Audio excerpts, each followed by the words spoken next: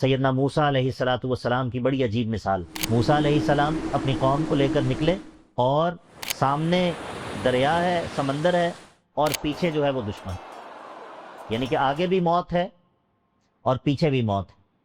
یہ ان واقعات کو بیان کرنا یہ بالکل ایک اور چیز ہے، اور ان کا تصور کرنا اور اس حالت کو امیجن کرنا کہ یہ کیا کیفیت ہوگی۔ اور پھر ایک تو یہ ہے کہ آگے بھی موت ہے، پیچھے بھی موت ہے، اور اس سے بڑی آزمائش یہ ہے کہ قوم والوں کے طعنے بھی ہیں۔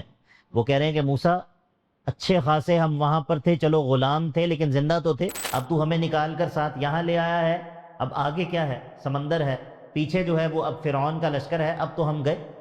قال اصحاب موسیٰ انا لمدرکون، ہم تو پکڑے گئے۔ اللہ اکبر کریم۔ موسیٰ علیہ السلام چونکہ وہ نبی ہیں اور ان کو اللہ کے وعدوں پر یقین ہے، ان کو معلوم ہے کہ میں اپنی مرضی سے نہیں نکلا، اور جب میں اپنی مرضی سے نہیں نکلا، اللہ کے حکم پر نکلا ہوں، تو اللہ کی شان کے یہ لائق نہیں ہے کہ وہ وہاں سے تو مجھے نکلنے کا حکم دے اور یہاں پر مجھے مروا دے۔ اب باوجود اس کے کہ سامنے بھی موت ہے، پیچھے موت نظر آ رہی ہے، اس کے باوجود نبی کا یقین اس موقع پر بھی متزلزل نہیں ہوا۔ کہنے لگے قال کلا ان معی ربی سیہدین، کہنے لگے کہ ایسا نہیں ہو سکتا، انا لمدرکون، ہم پکڑے گئے ہیں، نہیں، یہ ممکن نہیں ہے۔ کیوں؟ ان معی ربی سیہدین، میرے رب کی معیت میرے ساتھ ہے۔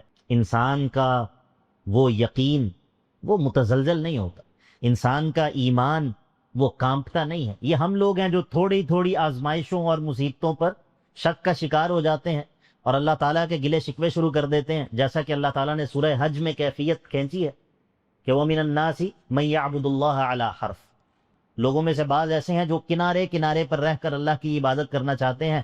ان اصابہ خیر اطمأن بہ، جب تک معاملہ ٹھیک ہیں، جب تک کوئی مسائل نہیں ہے، تب تک کہتے ہیں کہ بہت اچھی بات ہے، بڑا اچھا دین ہے، لیکن جو ہی کوئی آزمائش آ گئی، جو ہی کوئی آفت یا مصیبت آ گئی، اس وقت جو ہے وہ انسان فوراً سے اللہ تعالیٰ کی عبادت کو چھوڑتا ہے، اللہ تعالیٰ کے گلے شکوے شروع کر دیتا ہے، اللہ تعالیٰ کے بارے میں طرح طرح کے شکوک و شبہات کا شکار ہو جاتا ہے۔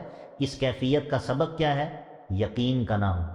یہ یقین ہی ہوتا ہے جو انسان کو فتنوں کے مقابلے میں ثابت قدم رکھتا ہے، یہ یقین ہی ہوتا ہے جو انسان کو شبہات اور شہوات کے مقابلے میں ثابت قدم رکھتا ہے، یہ یقین ہی ہوتا ہے جو انسان کو مصائب اور ازمات اور شدائد اور آفتیں ان کے مقابلے میں ثابت قدم رکھتا ہے۔